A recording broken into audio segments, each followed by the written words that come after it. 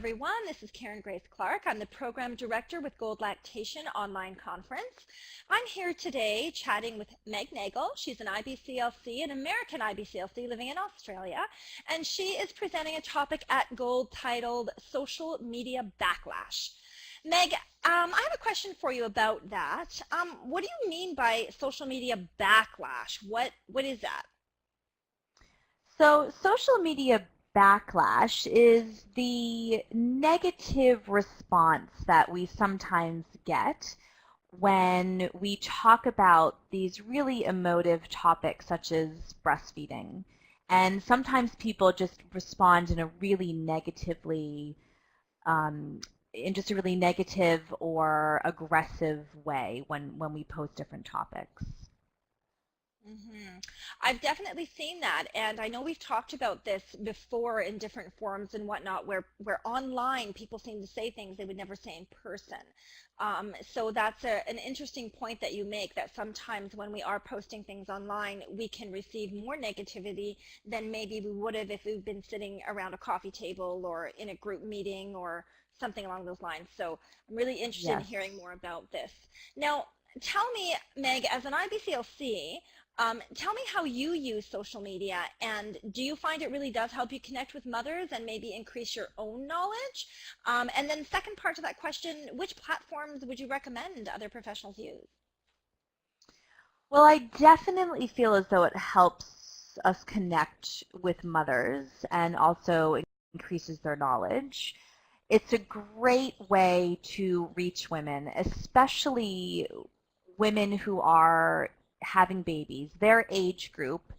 Most women within this age group in Australia and America, also in Europe and different places around the world, are on Facebook. So definitely Facebook at the moment, it's always changing, but at the moment is a really popular platform for people within this age group who are having babies and who are breastfeeding.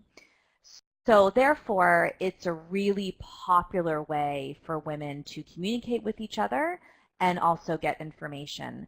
Oftentimes, people will get their news stories, will see these journal articles, will get all of this education online and especially through social media. So Facebook, Twitter, YouTube, these are all really good ways to reach people quickly and also communicate with them back and forth. They can ask you questions. You can give them bits of information. And YouTube is great because you can actually show how something is happening. So for instance, laid back breastfeeding. YouTube's a great way to be able to show people that. Since they have their baby to go home, they're by themselves, they've probably never even seen someone do that. So YouTube is great as well. For sure. Good points there. Good points for sure. And you're right. The moms are on Facebook. They are using Twitter. They are checking out how to do things, with a YouTube video. And I think you're right. I think as professionals, even if we don't necessarily utilize that ourselves in a lot of different ways, we certainly need to know where mothers are getting the information and what that information is, whether it's good or bad or whatnot. Now, let me ask you this. In your opinion, why should lactation and healthcare professionals consider having and regularly using social media platforms? What do you think?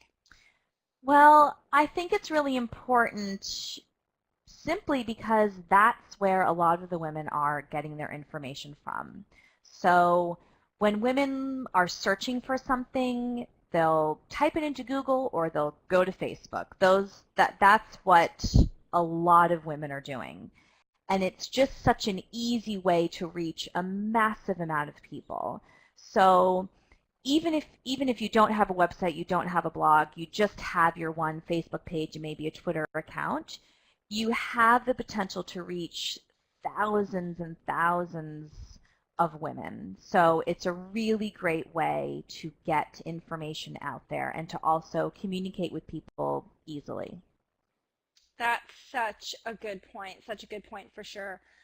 Thank you for sharing that, Meg, and thank you for taking the time to chat with me today. I think your presentation is going to open some eyes for sure. Great, thank you. And to all of our listeners, If you haven't yet registered for Gold and you would like to, please do so at goldlactation.com. Our conference officially goes live on April 21st, and if you are listening to this interview before that date, you might still be able to catch our free keynote presentation on our website. So head over to goldlactation.com for more information, and we hope to see you online. Thank you, everybody, and we'll talk again soon. Bye for now.